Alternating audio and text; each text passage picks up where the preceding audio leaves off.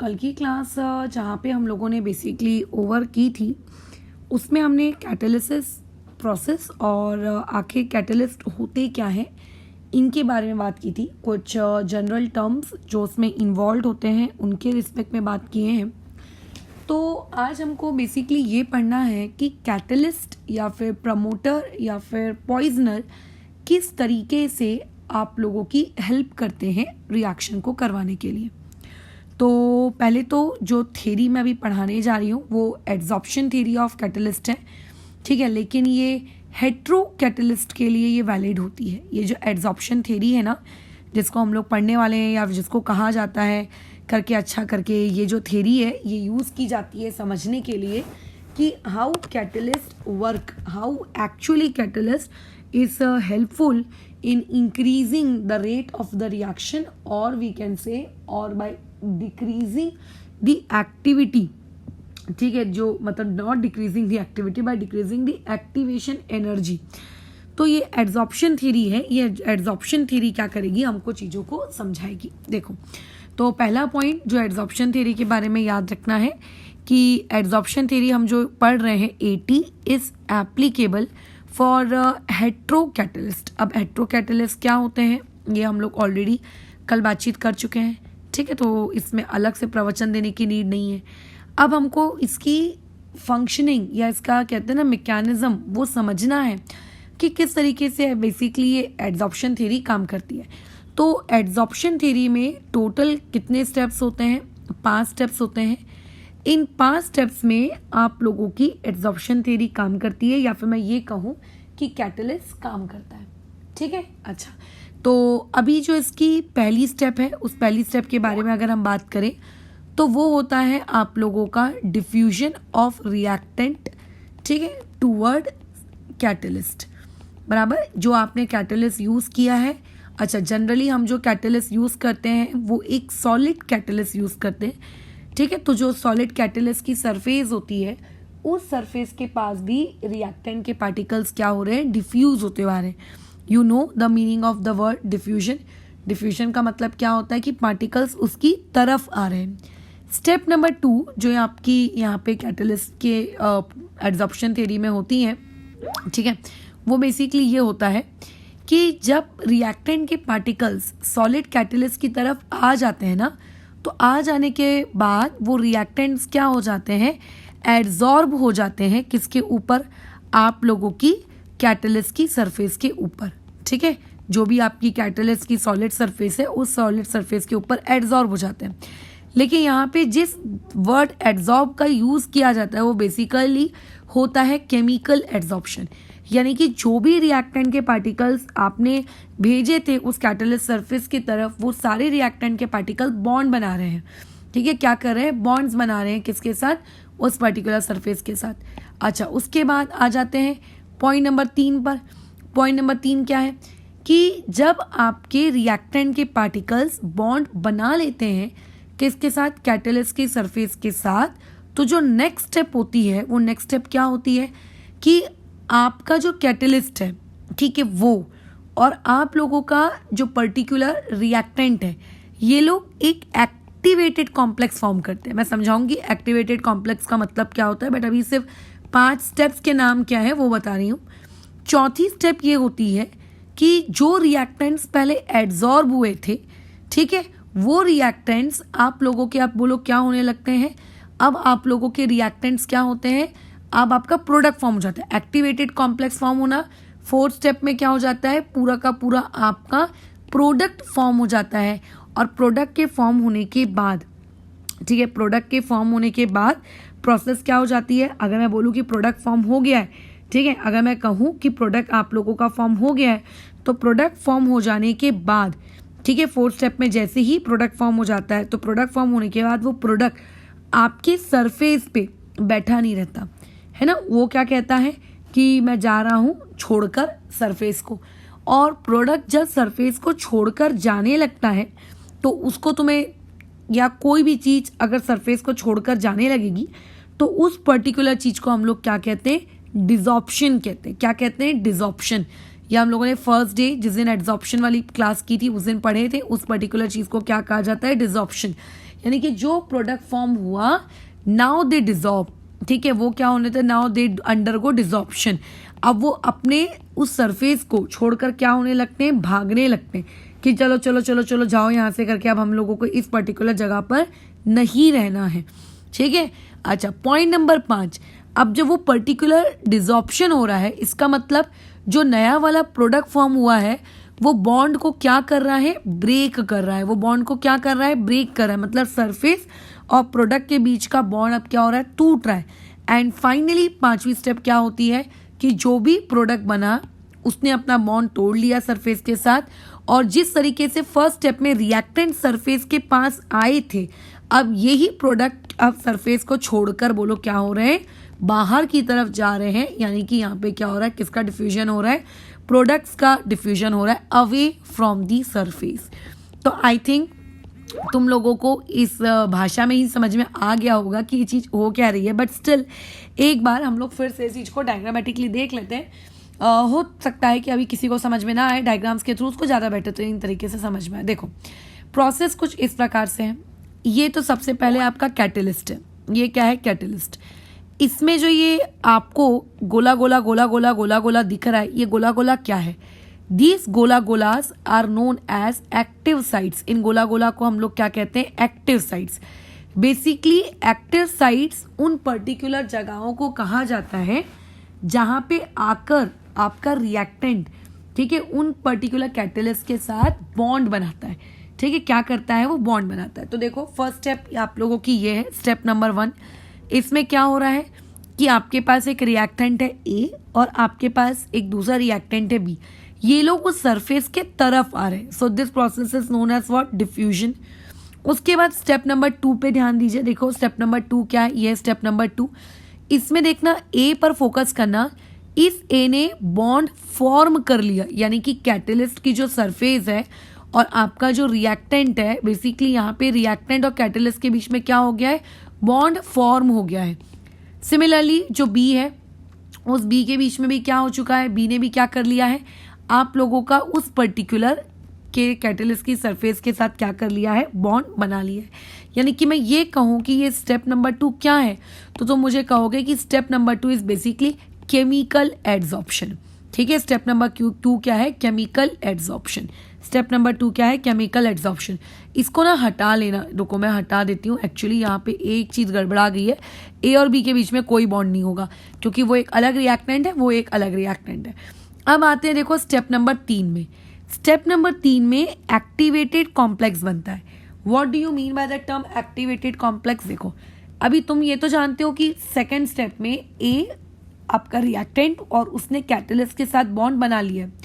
अब होता क्या है कि अभी जो बॉन्ड बना था कैटलिस्ट की सरफेस के साथ, वो बॉन्ड धीरे धीरे धीरे धीरे धीरे धीरे धीरे धीरे क्या होने लगता है, ब्रेक होने लगता है।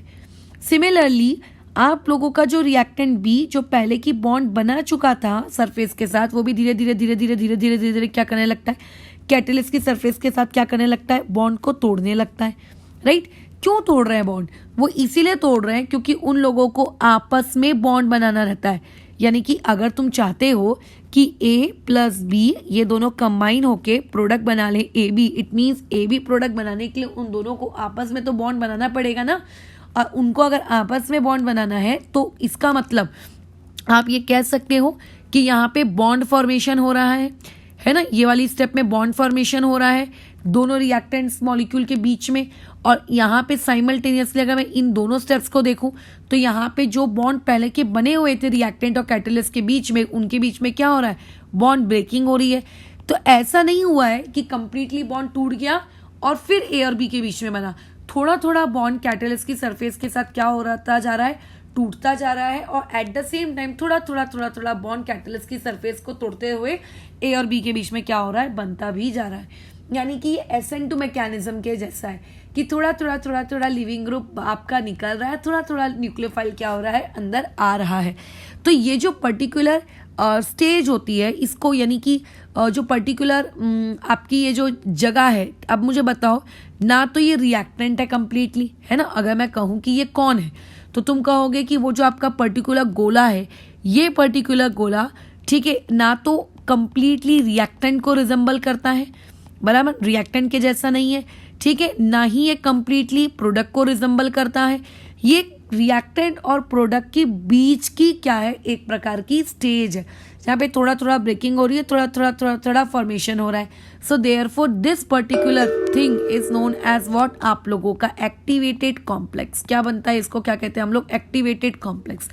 फिर ऑब्वियस है कि ये स्टेप कभी ना कभी पूरी तो होगी, है ना। फोर्थ स्टेप में क्या हो जाता है, ए और बी के बीच में देखो पूरी तरीके से बॉन्ड बन गया।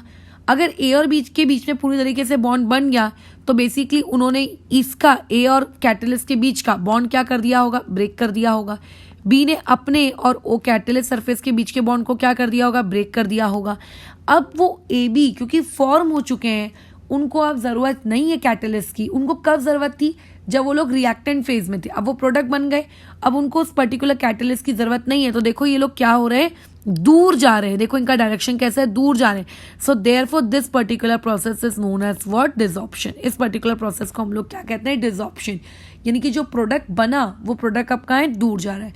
और फाइनली वो पूरी तरीके से जब दूर चला जाता है कैटलिस्ट की सरफेस से, सच दैट कि अगेन वो वाली क्या हो जाती है, फिर से एक्टिव साइट वापस से क्या हो जाती है, फ्री हो जाती है और आप लोगों का प्रोडक्ट मॉलिक्यूल दूर चला जाता है। तो इस पर्टिकुलर फिफ्थ स्टेप को हम लोग कहते हैं डिफ्यूजन ऑफ प्रोडक्ट मॉलिक्यूल। ठीक है, कि प्रोडक्ट मॉलिक्यूल का क्या हो गया है, डिफ्यूजन हो गया है। तो ये वो मैकेनिज्म थी, ठीक है, जिसके हम लोग एड्सॉर्प्शन थ्योरी कहते हैं। और इस एड्सॉर्प्शन थ्योरी को आप लोग बोर्ड एग्जाम्स में लिखते हो। अब क्योंकि ये सीबीएसई में कैटलिस्ट सरफेस केमिस्ट्री बोर्ड्स के पेपर में है 12th के सिलेबस में, बट जो तुम लोगों का महाराष्ट्र स्टेट बोर्ड का सिलेबस होता है उसमें ये चीज़ बेसिकली नहीं है। तो आपको इसकी एक एक वर्ड टू वर्ड डेफिनेशन या फिर इसकी एक एक थ्योरी को याद करने की ज़रूरत नहीं है, क्योंकि ये चीज़ आपके बोर्ड्स में नहीं आने वाली। हाँ, बट आपको एक एक चीज़ का मतलब पता होना चाहिए, कैटलिस्ट कब कौन सा कहाँ यूज़ हो रहा है, सच दैट कि तुम उसको यूज़ करो। लेकिन ये जो मैंने थ्योरी ऊपर बताई ये स्ट्रिक्टली हेट्रोलिटिक कैटलिस्ट के लिए काम करती है। तो होमोलिटिक के लिए कैसे काम करती होगी वो मैं बताती हूँ, होमोलिटिक के लिए कैसे काम करती है, बट हेट्रोलिटिक के लिए इस तरीके से काम करती है। यानी कि अगर कोई तुमसे पूछे कि कैटलिस्ट बेसिकली क्या है, तो कैटलिस्ट आप लोगों का क्या है, एक सरफेस प्रोवाइडर है। वो क्या करता है, वो सरफेस प्रोवाइड करता है किसको, टू रिएक्टेंट्स, ठीक है, ताकि रिएक्टेंट्स आए उस सरफेस के ऊपर एड्सॉर्ब होए और प्रोडक्ट बनाएं और वापस से सरफेस को छोड़कर चले जाएं। बट एक बात बताओ कि रिएक्टेंट्स को सरफेस प्रोवाइड करने से होता क्या है, मतलब अगर रिएक्टेंट्स को सरफेस प्रोवाइड नहीं किया गया होता तो क्या होता, क्या रिएक्शन नहीं होती, होती बट स्लो रेट में होती। क्योंकि जैसे मान के चलते हैं ये कंटेनर है, इस कंटेनर में कोई कैटलिस्ट नहीं है, तो ये जो ए और बी है इनको अगर आपस में बॉन्ड बनाना है, जब आप केमिकल काइनेटिक्स पढ़ोगे ना तो आपको पता चलेगा बॉन्ड फॉर्मेशन एक्चुअली कोलिजन्स की वजह से होता है। जब गैस मॉलिक्यूल्स या फिर कोई भी पार्टिकल्स आपस में कोलाइड करते हैं तो उनके कोलिजन्स की वजह से बॉन्ड फॉर्मेशन होता है, क्योंकि कोलाइड करते वक्त वो एक दूसरे के करीब आते हैं। तो बेसिकली अब अगर इनको बॉन्ड फॉर्म करना है तो ये बॉन्ड फॉर्म कहाँ करेंगे, हवा में करेंगे।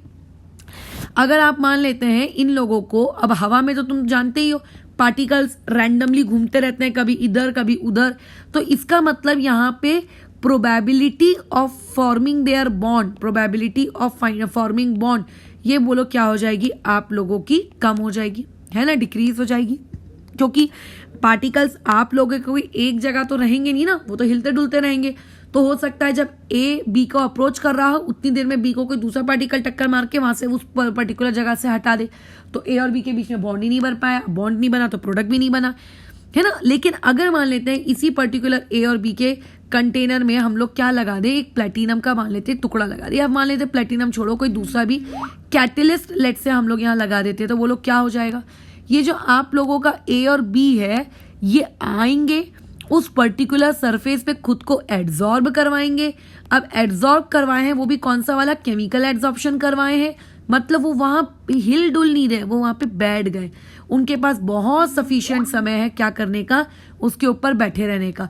फिर आराम से एकदम धीरे धीरे लुफ्त उठाते हुए वो लोग आपस में क्या करते हैं, बॉन्ड बनाते हैं। लेकिन अब जब बॉन्ड फॉर्मेशन होगा तो इस बॉन्ड फॉर्मेशन को क्या इस बात की टेंशन है कि पार्टिकल्स कहीं दूर दूर तो नहीं चले जाएंगे, कहीं ए और मेरे से ए को बी को कोई टकरा के कोई भगा तो नहीं देगा।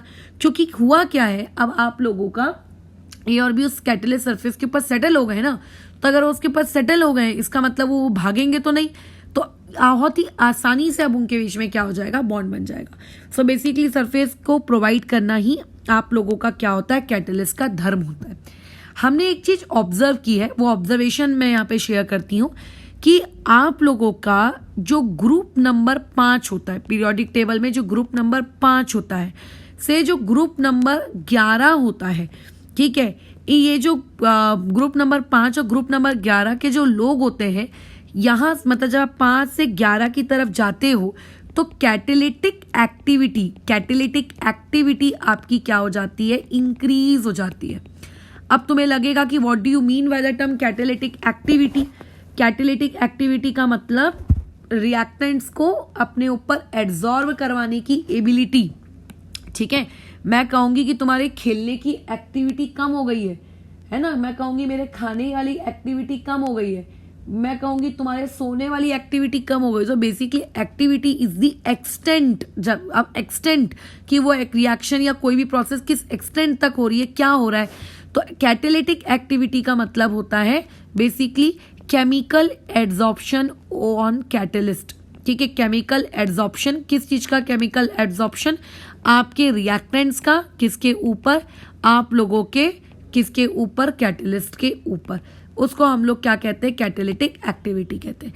जैसे जैसे आप ग्रुप नंबर 5 से ग्रुप नंबर 11 की तरफ मूव करते हो, कैटेलिटिक एक्टिविटी इंक्रीज होती है। और ऐसा कहा जाता है कि ग्रुप नंबर मतलब ऑब्जर्व किया जाता है ग्रुप नंबर 7 से लेकर जो ग्रुप नंबर 9 तक के लोग हैं, ये आप लोगों की मैक्सिमम कैटेलिटिक एक्टिविटी क्या करते हैं, शो करते हैं। मैं कैटेलिटिक एक्टिविटी को क्या लिख देती हूँ, CA लिख देती हूँ, ठीक है। इसको मैंने क्या लिख दिया, CA लिख दिया। ये तो तुम जानते हो कि प्लैटिनम हम लोगों की बहुत सारी रिएक्शंस में, ठीक है, आप लोगों का क्या है, बहुत अच्छे लेवल का कैटलिस्ट है।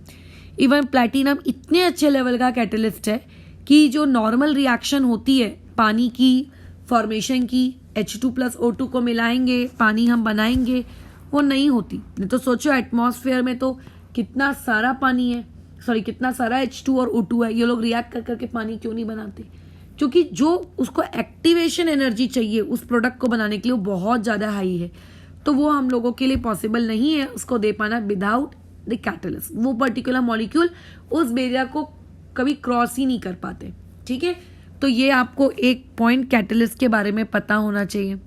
एक और पॉइंट आपको कैटलिस्ट के बारे में पता होना चाहिए कि जो कैटलिस्ट होते हैं ना, they are highly selective. What do you mean by the term highly selective, ठीक है। अच्छा, या फिर कई बार ऐसा दूसरा वर्ड भी यूज किया जाता है, स्पेसिफिक। अब ये क्यों इसको हम लोग कहते हैं कि कैटलिस्ट सिलेक्टिव है नहीं है, इसको सिंपल सा एक एग्जाम्पल के वाया हम समझते हैं।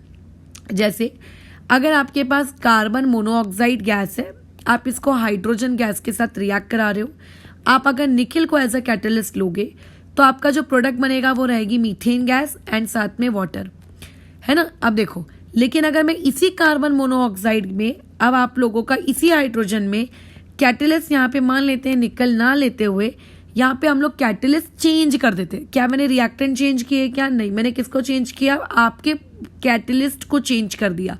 जैसे मान लेते हैं मैंने लेट से कॉपर ले लिया, तो यहाँ पे जो चीज मुझे मिलेगी वो क्या होगी, HCHO यानी कि फॉर्मल्डिहाइड गैस। तो तुम खुद देखो कि सिर्फ एक कैटलिस्ट को चेंज कर देने से मेरे रिएक्टेंट्स क्या है, ये देखो ये दोनों रिएक्टेंट्स क्या है, रिएक्टेंट्स तो सेम है। सिर्फ मेरे कैटलिस्ट को चेंज कर देने से हम लोगों का जो प्रोडक्ट है वो प्रोडक्ट बोलो क्या हो गया, चेंज हो गया।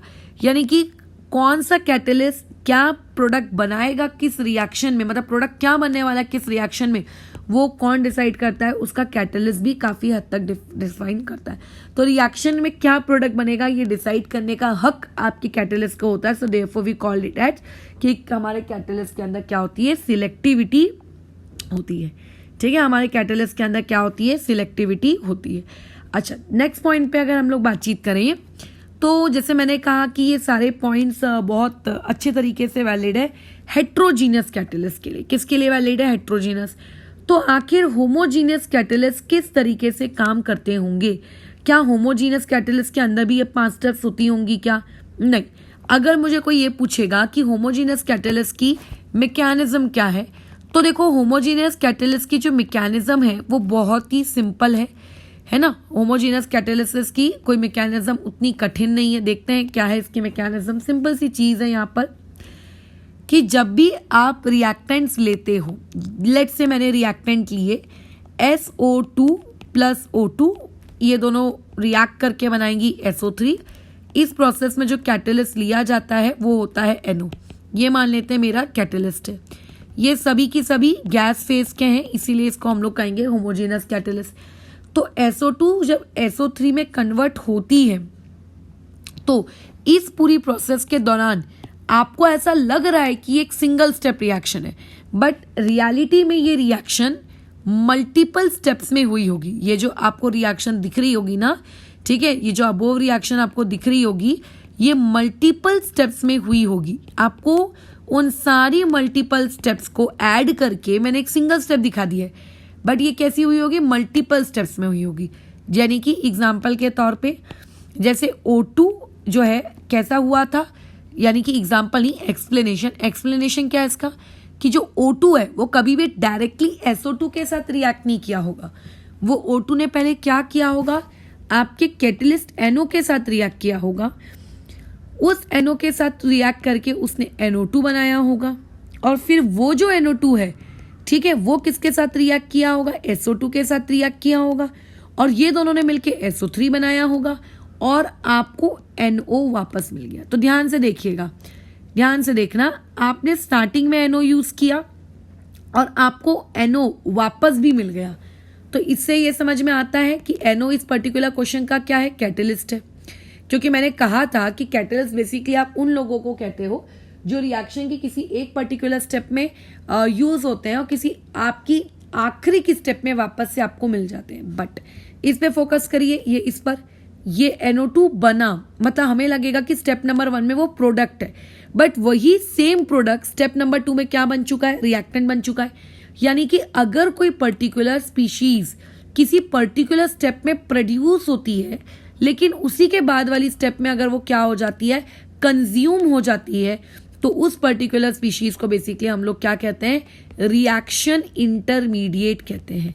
तो जब भी आप होमोजीनियस कैटलिस्ट की बात करते हो, होमोजीनियस कैटलिस्ट पता है क्या करते हैं, होमोजीनियस कैटलिस्ट आपके किसी एक आधी रिएक्टेंट के साथ वो रिएक्ट करते हैं, रिएक्शन इंटरमीडिएट बनाते हैं, फिर वो रिएक्शन इंटरमीडिएट दूसरे रिएक्टेंट्स के साथ रिएक्ट करता है, और फिर जाके फाइनली आपको प्रोडक्ट मिलता है। और जो आपने स्टार्टिंग में जो आपने स्टार्टिंग में कैटलिस्ट लिया था वो आपको वापस से मिल जाता है ना। यानी कि इनडायरेक्टली जब मैं होमोजीनियस कैटालिसिस की बात करती हूँ तो वहां पे एड्सॉर्प्शन, ये वो फलाना डिमका जैसी कोई प्रोसेस नहीं होती, ठीक है, कोई प्रोसेस नहीं होती। यहाँ पे सिंपली आप लोगों का कैटलिस्ट रिएक्ट करता है किसके साथ, वन ऑफ द रिएक्टेंट के साथ, और जब वो वन ऑफ द रिएक्टेंट के साथ रिएक्ट करके एक इंटरमीडिएट बनाता है। यानी कि फॉर्मेशन मत, या फिर मैं ये कहूँ मैकेनिज्म ऑफ होमो कैटालिसिस का जो सबसे इंपॉर्टेंट पॉइंट है वो ये फॉर्मेशन ऑफ रिएक्शन इंटरमीडिएट, ठीक है, जिसको मैं RI लिख रही हूँ। और जो हेट्रोजीनियस कैटालिसिस था यानी कि ऊपर, इसका इंपॉर्टेंट पॉइंट बोलो क्या है, फॉर्मेशन ऑफ एक्टिवेटेड कॉम्प्लेक्स, ठीक है, इसको हम लोग क्या कहते हैं, एक्टिवेटेड कॉम्प्लेक्स, या फिर कई जगहों पे ट्रांजिशन स्टेट, एक्टिवेटेड स्टेट, ऐसा भी आपको दिखने को मिलता है, ठीक है, ऐसा देखने को मिलता है। तो ये वो होते हैं हेट्रो और होमो की बोलो क्या मैकेनिज्म, ठीक है। अब तुम्हारे पास बहुत सारे कैटलिस्ट हैं जो अलग अलग रिएक्शंस में यूज होते हैं, बट उन कैटलिस्ट के साथ कभी कभी हम प्रमोटर्स यूज करते हैं, कभी कभी हम पॉइजनर्स यूज करते हैं। कल की क्लास में हमने इन सब बेसिक वर्ड्स के बारे में बातचीत कर ली थी कि प्रमोटर्स क्या होते हैं, पॉइजनर्स क्या होते हैं। बट बात यह आती है कि जिस तरीके से कैटलिस्ट वर्क करते हैं, प्रमोटर्स या फिर पॉइजनर्स किस तरीके से वर्क करते हैं। प्रमोटर आखिर ऐसा क्या करता है कि कैटलिस्ट की हेल्प हो जाती है, मतलब उसकी रिएक्शन की स्पीड को वो और इंक्रीज कर देता है।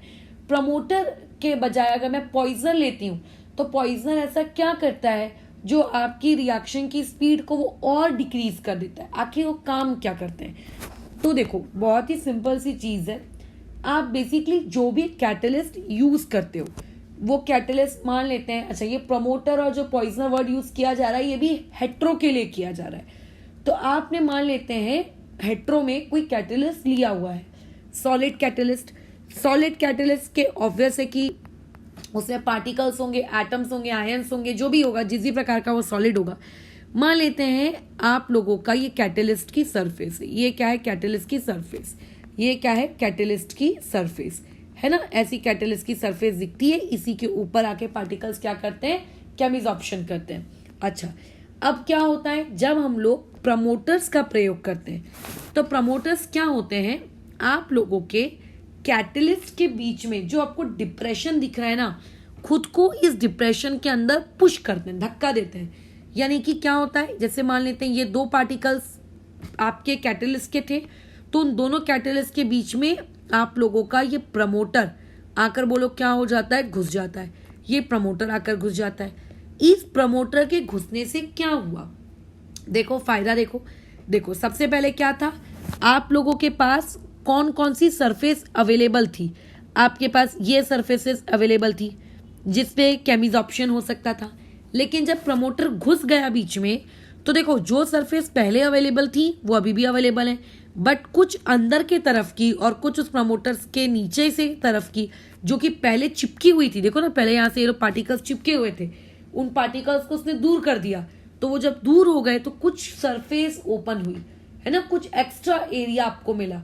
तो उस एक्स्ट्रा एरिया में भी बोलो क्या हो सकता है, आपका रिएक्टेंट आकर केमिसॉर्ब हो सकता है, केमी एडसॉर्ब हो सकता है। तो बेसिकली जब हम लोग प्रमोटर का इस्तेमाल करते हैं तो प्रमोटर्स आप लोगों के कैटलिस्ट के पार्टिकल्स के बीच में घुस जाता है, जिसकी वजह से वो पार्टिकल्स के आने की वजह से वो जो दो आप लोगों के कैटलिस्ट एटम्स थे वो दूर दूर हो जाते हैं और थोड़ा और एरिया क्रिएट हो जाता है। यानी कि इनडायरेक्टली प्रमोटर्स क्या करता है, सरफेस एरिया इंक्रीज करता है। अगर मान लेते पहले 10 मीटर स्क्वायर सरफेस एरिया था, तो अभी मान लेते 15 मीटर स्क्वायर हो जाएगा। वैसे मैंने मीटर स्क्वायर बहुत ज्यादा बोल दिया, प्लीज मीटर स्क्वायर हटा दो उसमें से, ठीक है 15 हो जाएगा। पहले मान लेते 10 यूनिट स्क्वायर पर मान लेते 2000 H2 पार्टिकल्स आकर चिपकते थे, तो अभी 15 हो जाने के बाद तुम सोचो 2000 के बजाय कितने हो जाएंगे, ज्यादा हो जाएंगे। ज्यादा पार्टिकल्स एब्जॉर्ब होंगे, ज्यादा एक्टिवेटेड कॉम्प्लेक्स बनेगा, ज्यादा प्रोडक्ट बनेगा। तो इसीलिए प्रमोटर इस तरीके से हेल्प करते हैं सरफेस एरिया को इंक्रीज करके। और जो आप लोगों के पॉइजनर्स होते हैं वो क्या करते हैं, आपकी जो कैटलिस्ट की सरफेस होती है ना, उस सरफेस के ऊपर ही जाके बैठ जाते हैं। मतलब मान लो यहाँ बैठ गया, ठीक है, यहाँ बैठ गया, यहाँ बैठ गया। यानी कि बेसिकली पहले अगर सरफेस एरिया 10 यूनिट स्क्वायर हुआ करता था, ठीक है, तो ऐसे केस में बोलो क्या हो जाएगा, अब मान लेते हैं आपका सरफेस एरिया हो जाएगा 8 यूनिट स्क्वायर। यानी कि नंबर ऑफ पार्टिकल्स जो एड्सॉर्ब होने वाले थे उस पर्टिकुलर कैटलिस्ट के ऊपर, उन रिएक्टेंट पार्टिकल्स की संख्या कम हो जाएगी। अल्टीमेटली रिएक्टेंट पार्टिकल्स कम होंगे तो आप लोगों के प्रोडक्ट कम बनेगा। प्रोडक्ट कम बन रहा है प्लस एड्सॉर्प्शन उतने ज्यादा अच्छे से नहीं हो पा रही है, तो रेट भी धीरे धीरे क्या होने लगेगा, डिक्रीज होने लगेगा। तो पॉइजनर्स किस तरीके से हेल्प करते हैं, सरफेस एरिया को डिक्रीज करके। और आप लोगों के प्रमोटर्स किस तरीके से हेल्प करते हैं, सरफेस एरिया को इंक्रीज करके। बाकी इन जनरल होमोजीनस कैटालिसिस किस तरीके से मैकेनिज्म शो करता है, हेट्रोजेनस कैटालिसिस किस तरीके से करता है, इस टॉपिक पे हम लोग बातचीत कर चुके हैं। डन। अब हम लोगों का जो नेक्स्ट टॉपिक रहेगा वो कैटालिसिस ही रहेगा, लेकिन एक स्पेशल टाइप का कैटालिस्ट।